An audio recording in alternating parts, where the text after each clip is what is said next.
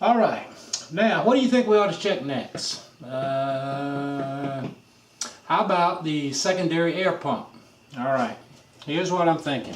We're gonna energize the air pump. Okay, probably show you maybe two methods on that. Now, at the same time that while this is running, you already know how the system is working. Here's what I'm thinking. The pump is running. Okay. The airflow is being picked up here by the air filter. It's being carried down to this here intake tube. The intake tube goes into the air pump. It comes out of the air pump, goes to the combi valve. Now the combi valve should be, okay, that's your question. Open or closed with no vacuum on it? Closed. There you go. Should be closed. Now, if it's closed, how can we verify that? Here's what I'm thinking. Now this is all live. I don't know the results of this test. I'm going to take some latex gloves. I'm going to put it out here on the tailpipe. I'm going to rubber band them down. We're going to start the air injection pump up. The airflow will go through. Now of course it's going to be deadheaded if the valve is closed, as it should be. However, we should not be seeing these here gloves starting to pump up. Now if these gloves pump up, we know that combi valve is bad right off the bat. So let's do that. So let's get these here latex gloves. Let's put them on the tailpipe. And then we'll come back and we'll start this here pump up. Okay guys, on this, and we're at the back. Now we have two extensions for the tailpipes coming out of the muffler. So I got two latex rubber gloves, and I got some rubber bands on here to seal it up pretty good. So let's get ready to fire this air pump up, and let's see what these gloves are gonna do. All right, now, how can we activate this secondary air injection air pump? Okay, let's look at what I'm looking at is I just want to jump this here relay contact out so that we can get it to operate. I'm not concerned about the relay coil. I know it does have resistance, 65.2 ohms as I mentioned earlier. Next step, I will show you how to energize that also. Now, look at our terminals here. We got one, we got two. Red wire on one, white with red on 2. All right. Now let's go over to the relay. All right, here's our relay for our secondary air injection air pump. Let's pull them out. Okay. Okay, now look, right off the bat, can you tell something right now? Do you see how big these terminals are? That right there tells you that's going to be pulling a fair amount of current. Okay. Now, that right there is going to be our contacts for our air pump. These two right here, you see they're smaller. You know that's going to be for our relay coil. Okay, but let's take it a little bit further. Let's look down here. Now, if you look at the relay socket, you'll be able to see numbers on here. Now, I know this might be a little bit hard to see. Now, take a look at your relay sockets. You see how we got one right here? And you look over here, there's two. See, these are the two widest ones, pins that I was talking about. Okay, what's on one? We go back. Now again, this is correlating our schematics, our wiring diagrams here to what's out there in the physical world. There's one. We should have a red wire. On two, we should have a white wire with a red tracer. Okay, let's find out. Let's pull this whole assembly up, okay? It's easy enough to get this thing out. One thing Germany did make, you could pop this out. Let's go up here. Okay. Now, here's our white. Here's our terminal 1 right here. Let's follow it down. Looky there. We got a red wire. All right, let's go straight across. Terminal 2. Well, looky there. We got a white wire with a red tracer. Now, for some of you out there that don't know about the white and the red and the slash and all this other stuff, the first color that's in a wire is the most dominant color, which means you're going to see more of it. Now, look at here. You see how we got more white than we have red? See the red has a stripe? A lot of times you hear it pronounced as a tracer. So it's a white wire, it's a dominant color, and we have the red wire, which is a stripe or a tracer. Okay, so we just verified that, matched it up to the prints, so now we feel comfortable that we can jump these two contacts out with a jumper. Now in this case we don't need a fuse jumper. Why? Because you remember up here? Here's our air pump. We go through the relay contact. We go across, we have a 50 amp fuse. It's already fused. Whenever you're jumping out something, make sure that you do have a fuse in the circuit. If not, then make sure you have a jumper fused, a fuse in your jumper test kit, test lead rather. Okay, so let's do that. Gonna take this, let's put him back together. Let's slide this here rubber grommet back down into where he needs to go. Line them up in the slots, push them down, get them in, push them in. And we're going to leave the relay out for right now. So here's what we're going to do. We're going to jump her from 2 to 1. Now, you remember I had the latex gloves out there on the tailpipe. So what we're going to do to ensure that the combi valve is closed as it should be with no vacuum applied and this here air pump is running, we're going to go back, we're going to take a look at the latex gloves. Therefore, should they be pumping up? No. Exactly.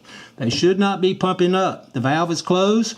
No airflow should be going through the combi valve into the head passages of the head, out through the exhaust pipe, all the way through the catalytic converter, all through the muffler, out to the tailpipe. We're getting airflow. Let's see if we get it out there. If we get it out there, then we know the combi valve is bad, right? If it's blowing up. So let's, enough talk, let's get it done. Right. Terminal 2. Terminal 2. Terminal 1. You hear the air pump is running. Let's go back to the back of the car. Let's go see what our gloves are doing. Okay, look at our gloves. What do you notice? Nothing. They're about as limp as me sometimes. Anyway, that's a good sign. The combi valve is closed. No airflow is coming down here, blowing up these here gloves. Alright, now, next step. Let's open that combi valve up. Let's put a vacuum on it, and let's open it up, and let's see if these gloves will blow up. That'll confirm that combi valve is working as it should.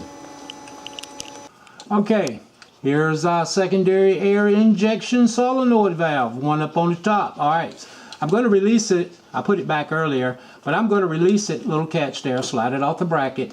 Now, you see this here port right here? This here tube is going straight over to the combi valve. So what I'm going to do is I'm going to pull this out, okay? Now, let's take a hand vacuum pump. Let's pump this joker up. Let's put some vacuum on that combi valve so we can open that valve up. All right, I have a vacuum hose from my hand vacuum pump, and I'm connecting it to the plastic tubing that's going over to the combi valve. All right, here's our hand vacuum pump. All right, let's put some vacuum on it. All right. Let's get her pumped up good. Okay, now when you do this test, see if it'll hold the vacuum. Now, if you pump it up and it just goes right on back down, or you can't pump it up right off the bat, what do you know? You know the rubber diaphragm in there is shot. Combi valve, bad. So, we're holding vacuum. Looks pretty good. Right now we got 26, 27, looks like 27.5 inches of vacuum on here. Okay, now, let's crank up the air pump. Now, we should get airflow all the way from the air filter down the air intake tube into the air pump. Air pump's going to go through the combi valve, go into the combi valve into the top of the exhaust valves. Remember, some of the exhaust valves are open, okay? So this air should blow through, go out the exhaust manifold, and all the way down to the system. So if everything is working good and we're getting airflow, we should get it back out there to that rubber gloves. What are we looking for? We want to see if those gloves are going to blow up now. So, let's get this air pump started up. Same procedure, jumping out. Terminal 2. Terminal 1. Okay, let's go look at our air gloves. Looky here. You can even hear the air.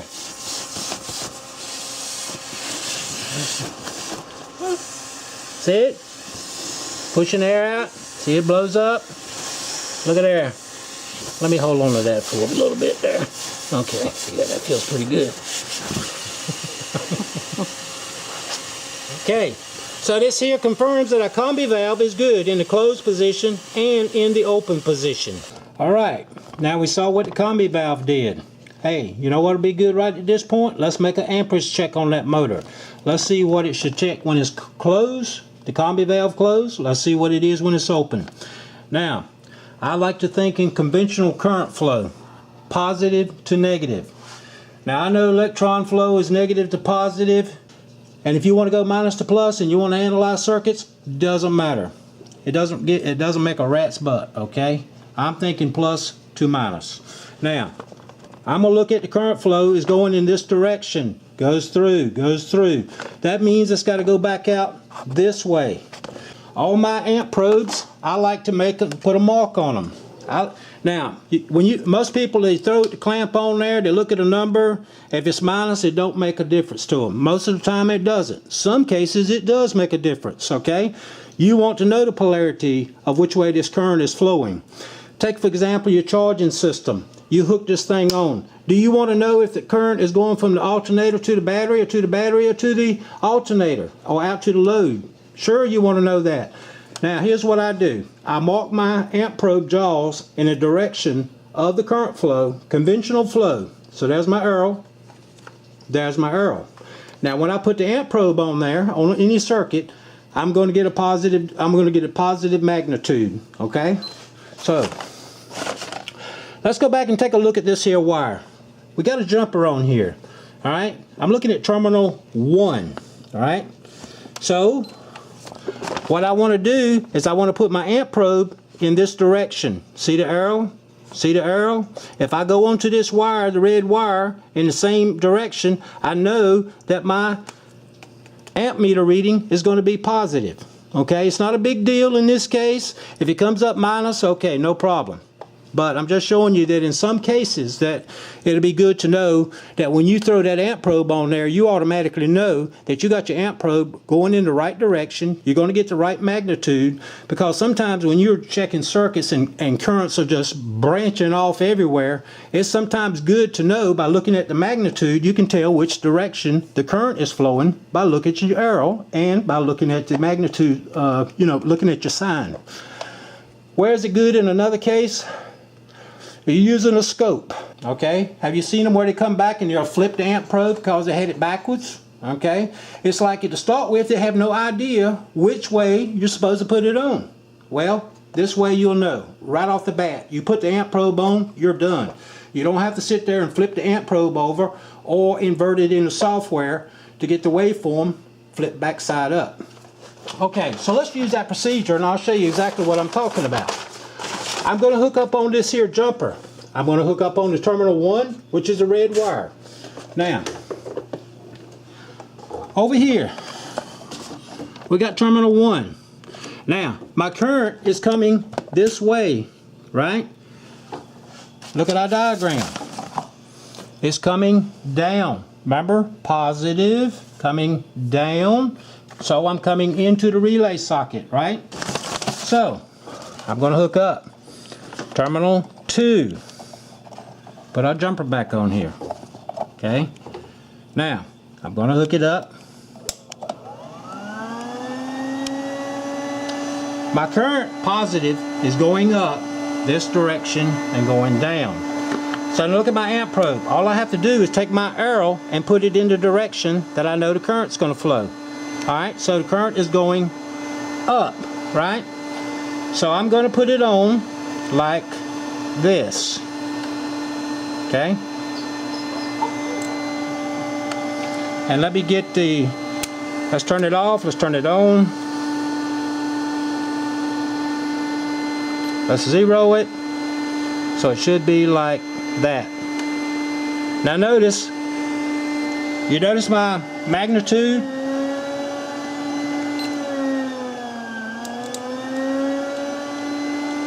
That's me just moving the jumper here. Now notice that my magnitude is positive. I want to put my amp probe on, and no matter what direction the current is flowing, so I always get a positive reading. Now, the combi valve is closed right now.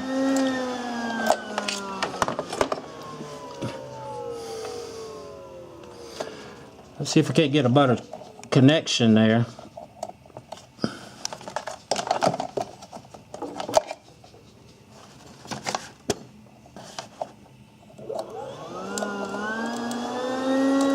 Now these terminals are not quite large enough as they should be, okay? Let me get it on there and not touch the wire. Okay, here's our point of interest.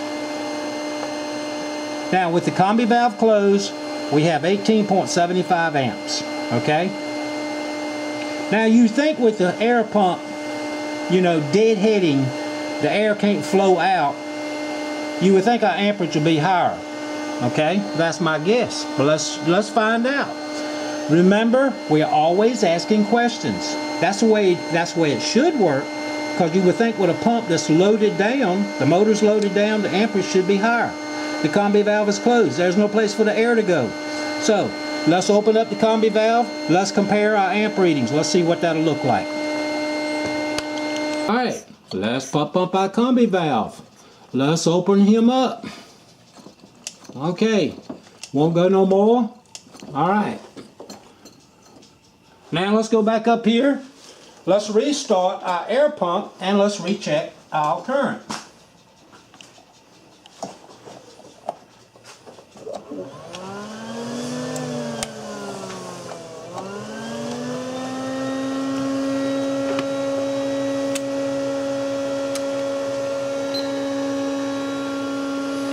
Okay, let's zero it out. Now let's go on it. Remember, current's going this way. Put my arrow on.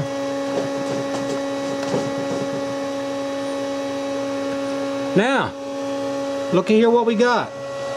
Now with the combi valve open, look how our current has increased on the motor. We have now about 21.8 amps. Now that'd be a good reference for you guys if you want to check your amperage to see if your combi valve is open. This can you can use this to check it, say, before pulling anything off on the front of this car. Now here's what your objective is. Be thinking about all the things you could do to verify, to check these valves, the combi valve, or things like that before. In other words, you know that something's wrong down there in the front on the left side of this engine before you pull the front of this car off. Okay? So there you go. Combi valve open, 21.7 amps. And you saw with the combi valve closed, we actually had a lower amperage. That was a little surprising to me. Okay? Now here's the thing I thought about. Now this is just a thought that I thought, you know, maybe this might work. You know how you got these stud finders? Well, this one here can actually detect metal, right? So put it on a deep scan metal. Now here's what I was thinking. If I could get this on here, on this combi valve, could I take this thing and calibrate it and then move and actuate the valve to see if this thing would actually pick that piston moving up and down inside? Unfortunately, you know, couldn't get to the combi valve, so I can't get this thing placed on there because I got the dipstick in the way. But anyway, that's just, you know, you might come up with some ideas, you know, just like this one right here. Who knows, it might work. Get combi valve out, put a stud finder on it, and see if you can see the valve movement inside, okay? But unfortunately, I couldn't show you that. But I just showing you one thing. Think outside the box sometimes, you know. Like I said, there's all kinds of ways to diagnose stuff. And your idea is not going to be a bad way. As long as you can come up with some way to verify your prognosis or your thinking, or, you know, doesn't matter. As long as you get the end result, that's what counts. Now, you notice how we jumpered out the relay contact, and then we saw the motor run. We got an amperage. Okay, all right. So the motor looks good. It doesn't sound like it's got any squeals, whinings, or, you know, going on. This bearing's bad. But do we know anything about this relay contact? No. All right. So let's show you. But while we're here, we're going to go ahead and show you how to check a relay contact. Now, what we're going to do is we're going to actuate this here relay coil. Now, let's see. We go back, we go back, we go back, we go back. Okay, look at here. Fuse 43, remember? We pulled that one out. We also pulled out fuse 34. So, instead of us putting a fuse jumper wire for the hot side here, let's say that let me follow this out myself. May not work. No, we can't do that because of the relay contact over here for the fuel pump relay. So we're gonna have to energize. Let's go ahead and we'll energize this side with a fuse jumper, And then we're going to take this side and we're going to pull them to ground with a jumper. That's our next step. Okay, so now I have a fuse jumper connected to this wire. This is the blue with the yellow tracer, and I have a black jumper lead over here on the ground, a gray with the brown tracer. Now let's go over here and let's just see what we got. Now notice my relay is connected up. Now here's a lot of things you're going to see on YouTube. You'll see them take the relay out. Then they'll take and energize the relay coil, hook it up to a battery. Then they'll sit there and take an ohm meter and put across the relay contacts. What did you just do? Two things. First, you wasted time by taking this relay out and going over there and hooking it up. And secondly, and most importantly, the wrong thing to do is to check a relay contact with an ohm meter. Always check. Remember what I said in the very beginning? Check it with voltage, pushing current down through this relay contact. We want to check this relay contact by a voltage drop, and that's what we're going to do. Now, you see this wire? We got a blue with a yellow tracer. There's my fuse hot wire, jumper wire. Over here on the other side, here's the. Let me get my bearings here just to make sure I'm telling you guys right. This is the gray with the brown tracer. There's my jumper. It's going to go straight to the battery negative. Okay, so let's hook it up. Here's my fuse jumper. Going to take him straight to positive. Now I'm going to take my black jumper. He should go to DC negative, and now this here relay should energize. The coil should energize, pull in the contact, start up the pump. Now, the best way to check this relay contact is while it's under dynamic running conditions right now, and we're going to check the voltage drop across this relay contact. That is a true indication of what is actually going on with that relay as far as that contact, and that's what we're going to do now. Okay, now guys, here's the two wires for our relay contacts. One's up here, one is down here. Now, while the load is there going through this relay contact, let's check the voltage drop across the relay contact. Now mind you, I want the most current that's going to go down through this relay contact. And you remember how when the combi valve was open and had about 21.75 amps? Well, I opened up the combi valve. I want to push as much current through this here relay contact to check the condition of it, not with an ohm meter. I got my scale set up to volts DC. Okay, now I'm right across this relay contact. Let's take a look at the voltmeter. 0.02 volts, 20 millivolts. That's how much dropped across that relay contact. Is that good or is that bad? That is good. Here's the key. What you want to remember: this relay contact should have very little low resistance, very close to zero. Now, the lower the resistance, the lower the voltage drop. Now, if we had any kind of pitting, burning, had a high resistance in here, and we're pushing current through there, that's when it's going to show up. You push that current through that relay contact, you check the voltage drop across it, and if you got any resistance in there, that voltage drop is going to go up. So with 20 millivolts, we're doing great. So here's what you want to look for. The closer to 0 volts that you got, the better that contact is, okay? So now we know that the relay is good as far as the relay contact. Okay, some of you might be thinking and wondering, well, what about, you're using a jumper wire to jump out this here relay coil. Well, can I use a test light? Well, yes, you can, provided you understand the limitations of what your test light is going to do for you. Let me give you an example. We want to energize the negative side of this coil. All right, I got a test light. Let's go to the DC negative of the battery. That's what it needs. It needs a negative. Now I'm going to come down here and I'm going to touch this here negative side. You notice that it starts up. Okay, but let me show you what the limitations of this could be. How many volts do we actually have going to this coil? 12 volts? No. Because of the resistance of the bulb, and this here test light is placed in series with this coil, most of my voltage is going to be dropped across this here light. Now this here test light here pulls 120 milliamps, okay? it has a 100 ohm resistance. This down here for this relay coil is 65 ohms resistance. Okay, now let me just show you how much voltage we actually have going to the coil. We want 12 volts. That's what the computer is going to do. So let me get my test leads and I'm going to show you this.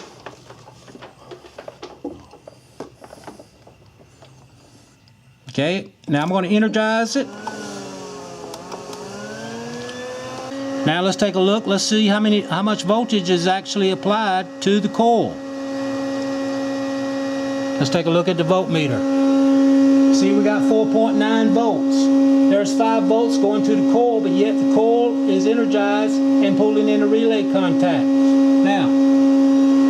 Now we can see that the relay contact pulled in, obviously because the pump is running. But that's why I like to use, when you start energizing relays, solenoids, a lot of times your test light is not going to provide enough current to energize the device that you're turning on.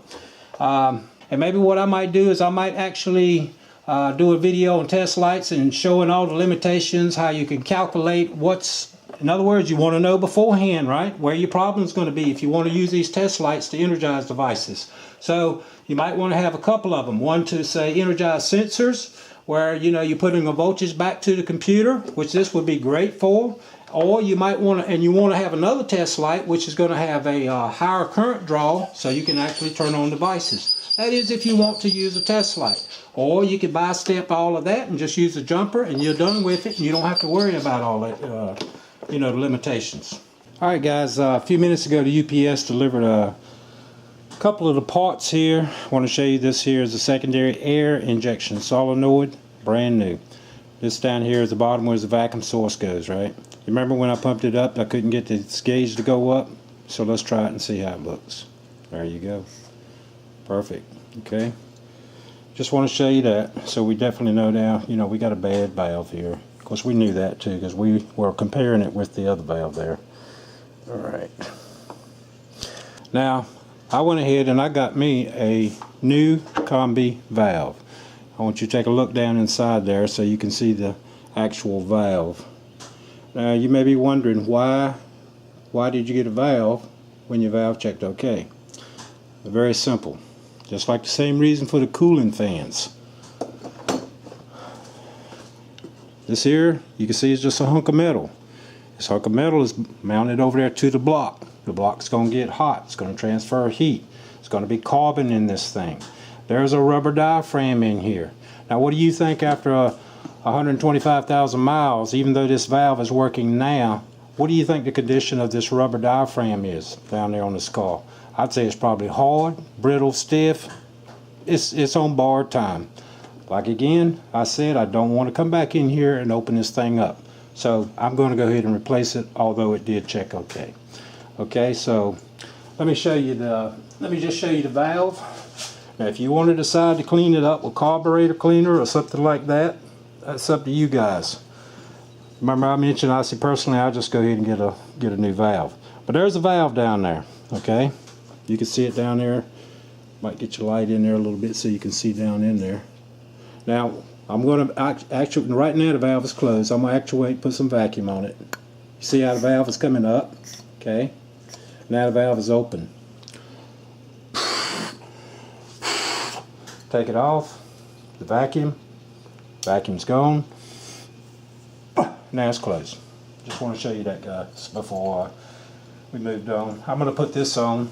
I'm not going to make a video of it. You probably don't need to see me getting down in there pulling this thing out. It's going to be, I'm going to have to pull the dipstick tube out, pull probably injection air pump motor here. So, and probably you ain't going to see a good shot anyway because I'm going to have to be buried in there in front of this thing getting it out. So I just wanted to show you the combi valve, just show you, now we can get a real good look at it, see what it looks like. Okay, so there you go. Alright, so I'm going to close this video out. Hope you learned something in it. And in the next, we're going to do one more video. We're going to do a smoke test, VADCOM scanner, a little bit of high-tech stuff here, and then we're going to wrap that video up. So I appreciate you guys watching and stay tuned for the next video.